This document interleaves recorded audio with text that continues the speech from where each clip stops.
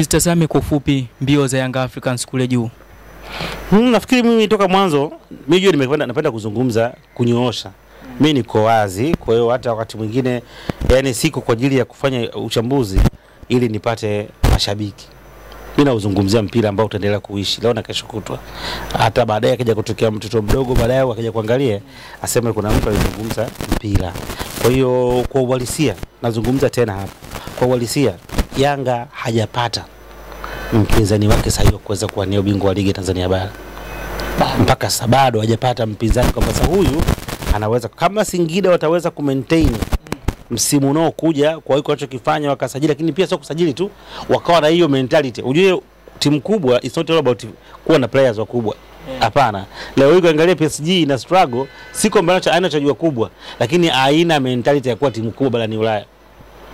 Na hapo Dominic unaelewa kuna PSG za kustruggle lakini sio ya Reason League. Ndio nakwambia kwamba hiyo PSG unayozungumzia bado uwezo ukasema leo unazungumzia giant wa Ulaya. Sasa hiyo ndio inayomuathiri. Unaweza ukawa wachezaji wengi wazuri lakini bado wakawa ile timu yenyewe haina huo ukubwa.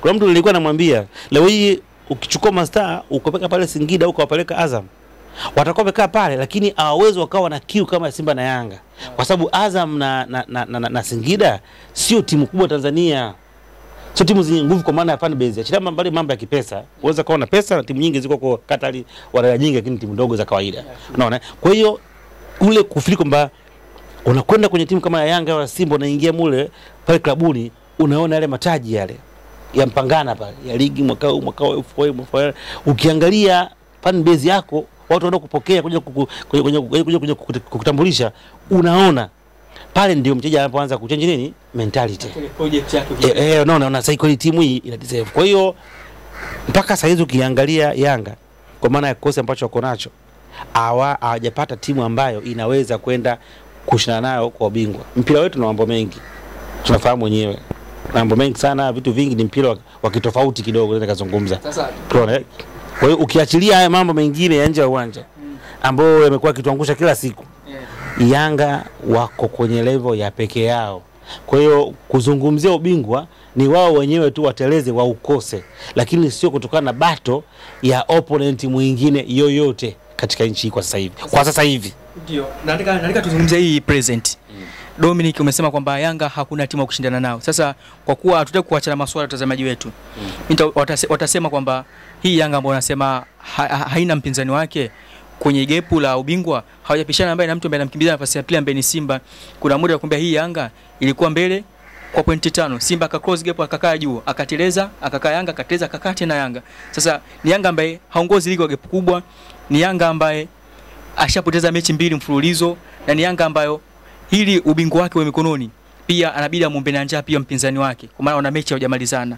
Sasa turekebisha hapo Dominic. Naomba tena unielewe, hakuna timu ambayo haipotezi.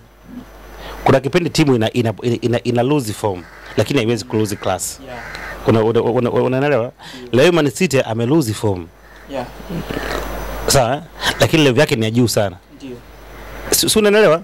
Hata leo uambie kuna mechi ya Manchester na Liverpool, uhakika ndio sana anaongoza. Hautakuwa na riski ya kuweza kuiamini Liverpool moja kwa moja. Ingawa Liverpool anaongoza hata kwa pointi 10 na ngapi, si 9 si 10 na ngapi Manchester. There you are Man City. There you are. Unanielewa sijui? Manangu ni nini? Man City tayari waliweza kuinvest wachezaji na timu ikakubali. Unaelewa? Kupata matokeo ni kitu kingine. Unasema Yanga imelose mechi 2 consecutive. Yanga ina lose form. Na ndio maana kuja kudhicha ninachokuambia iko Tabora alishinda 3-1, akahisi kwamba Yanga anaweza kuimudu. Asijue kwamba alikutana na Yanga ambayo iko out of the form. Akaenda kwake, unaona kilichotokea. Ingekuwa sio kama ni kukosa umakini, hata 7 angefungwa nyumbani kwake. Katika ardhi ambayo alikuwa afanya anajivunia. Unaona? Yote akazungumza, akafanya vitu gani, vyote vikaenda vikazungumzika. Lakini pia kitu kingine ambacho nataka uangalie, angalia scenario ambayo amepitia Yanga katika msimu huu. Amechange walimu wangapi? Wawili kama sikusema. Amekuwa na walimu 3. Amekuwa na walimu 3. Saizi kwa nani? Kaja Miruli Hamdi. Wangapi alikaa pale? Wangapi sasa? 4. Lakini bado ameweza kusustain kwenye kuania ubingwa. Unaelewa? Simba ambadilisha makocha ngapi? Kwa msimu huu. Misimu tofauti tu hapa. Kocha wanaanza kufika 10. Lakini timu bado haiko nini? Haiko stable. So unaelewa? Yaani timu ikawa anatoka sui nani yule Brazil yule anaingia Betinho ana tofauti, timu inahama, anakuja Benchika, timu inahama, anakuwa unaelewa, yaani anakuja mtu, timu inahama, yaani timu ikawa kila siku fani inabadilika kila siku. Yaani ukiangalia Simba Benchika, ukiangalia Simba Betinho, ukiangalia Simba sio nani, vitu tofauti, na kila mtu anakuja na taji wake. Huyu anacheza wali kwa mtumii, maana timu inajitafuta. Lakini within the same season wanabadilisha makocha 4, bado wanafanikiwa kuregain na kuwa stable na kurudi kwenye nafasi yao ya kwanza. Si unaelewa ninachokuambia? Maana yake they have big qualities in the squad, wana quality kubwa. Kwa hiyo mwalimu akija inakuwa sio ishi kubwa kuweza kuorganize tena. Lakini unaelewa? Sasa tunakuja tena hapo nikwambia swali lako. So nikwambia kwamba ligi yetu yaani kuna class 3. Kuna klasi ya Yanga peke yake. Mimi yuko siko. Kwa sasa hivi kuna klasi ya Yanga. Sawa? Kuna klasi ya Simba kwa ukubwa wake. Alafu hapa kuna kuja ndo Singida na Azam. Mimi sizungumzi pointi. Hiyo pointi inaanza kata anazungumzia uhalisia. Kuna Yanga amekaa pale, ana klasi yake. Kuna klasi ya Simba. Kwa nini Simba namtoa kwenye klasi ya Azam? Kwa sababu Simba ana demand, ana watu ambao wanauhitaji, ana msukumo, anafanya bezi kubwa. Kwa hiyo yeye ana klasi yake, anaweza kata mbovu kiasi gani, lakini kumfunga ufanye kazi. Sio, unaelewa? Yaani ukichukua ile Dodoma Jiji ile leo ukachukua Fikiri Godi ukaigeuza iwe Simba ile mambo yanakuwa tofauti. Yaani ile Kinigoli ichukue geuze leo ndio Simba Sports Club, mambo yanakuwa tayari kuna kitu alikitengeneza. Alafu kuna Azam na Singida wako hapa. Baada ya pale zinakuja timu nyingine mpaka unamkuta Kinigoli kule chini. Unaelewa sijui? Kwa hiyo maana yake ni kwamba kupata matokeo Simba kwa hizo timu nyingine ni obviously. Kwa hiyo jitegemeana na lose ya Yanga. Yaani anayeweza kumpa bingwa Simba ni Yanga. Yaani anaweza kutoa advantage. Ndio atoa advantage kwa Yanga peke yake. Lakini leo tunasema Simba sio ana timu bora, sio ndio uanze kuikompea na Dodoma Jiji, sio na JKT, sio kula alishavuka siku nyingi sana yani. Na ingekuwa Yanga hayupo, Simba angechukua bingwa mfululizo wote au mitatu. Kinachompa ugumu ni Yanga ambayo ni bora kuliko yeye. Ndio maana ana struggle sasa kuhakikisha kwamba anakwenda kubato pale juu. Lakini kwa maana ya levels ameachwa mbali, ndio maana amekubali kufungwa mara 4 mfululizo.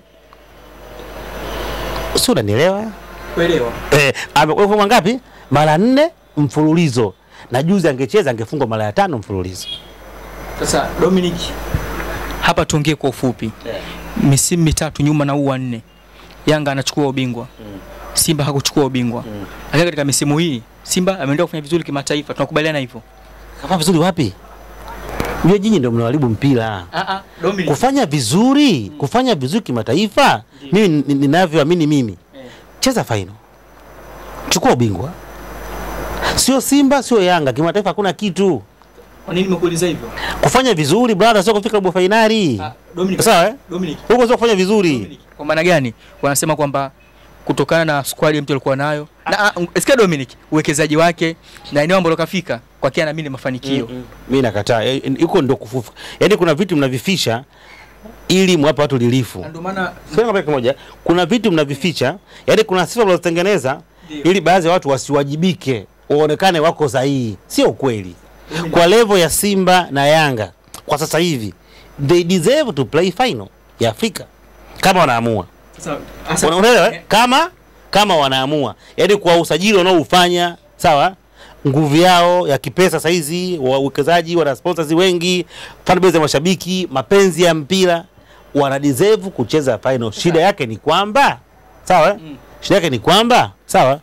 Wanakwenda kusajili levels za kawaida. Sasa hapo ndo kwenye swali langu Dominic. Unafikiri kwamba Simba au Yanga wanaweza kumzidi kwenye financial stable kama timu kama RS Berkane? Nini? Kwenye financial stable. Wanaweza kumzidi RS Berkane? Unajua unapozungumzia financial stable ni kitu kipana sana. Unaweza ukawa una pesa nyingi lakini zisikusaidia ukawa na timu bora. Kwa nini? Sawa. Leo niambie timu ya Al Nassr ipoje kwa upande wa kifedha? Ya Cristiano. Ipo vizuri. Ni among of the richest clubs in the world. Mpaka inaweza kumpa nani? Cristiano Ronaldo. Ichukue na Spurs tu au ichukue na Nottingham tu. Nini kinakwenda kutokea? Anaweza kaangukia poa. Akaanza kuangukia poa. Acha pale. Yaani manangu ni nini sasa? Nataka nikwambie hapo kwamba Simba na Yanga, jambo la kwanza, wao wana advantage kubwa. Ya kwanza ni timu ambazo zina nguvu kubwa ya nje ya kiwanja. Yaani wazo timu katika bara la Afrika ambazo zina mashabiki wengi, Simba na Yanga. Simba na Yanga ni timu ambazo zimekuwa ni timu pendwa ambazo washabiki wengi wanapenda kuja kucheza. Kuna kipindi nilikuwa ninazungumza na mtu akamwambia si Musonda alikuwa anatakiwa na TP Mazembe, si anakuja na Yanga, Azikia alikuwa anatakiwa timu gani akaenda Yanga. Wakati mwingine it's not about money. Sio kuwa na pesa pekee ndio kutamshawishi mchezaji. Tija naangalia vitu vingi. Sawa? Kusunaelewa sijui. Kumbuka hata Kalinyo alishangaa mafunzo yake. Naelewa sio. Wanaangalia vitu vingi. Wewe kasemaje? Kusema kwamba tunafika robo finali, sio ya klabu bingwa, tunamtoa Mamelodi, sio tunafika robo finali, Yanga tutatoa Mamelodi kwa bao la mkono, sio Simba tutafika robo finali 6. Hayo sio mafanikio. Hizo timu ziko nyingi sana Afrika, zingine mpaka zishapotea. Yaani ukaanza kusema utapata robo finali, unaweza usizimalize, na zingine mpaka leo hazipo. Hiyo sio sawa. Hiyo sio success ya kujivunia. Uniambie hivi, Simba yuko chini ya Yanga lakini amechukua bingwa wa shirikisho. Amefika finali kombe la klabu bingwa. Nitakwambia sasa tuanze kuangalia hizo timu zote ambazo wanakutana nazo ni timu za namna gani. Sasa Dominic, tumalize ili hapa ili tuhamie kwa watani Simba. Ni kwamba ipo hivi, kila timu ina vision na mission yake. Tunaisikia Simba kwamba wamechoka kucheza robo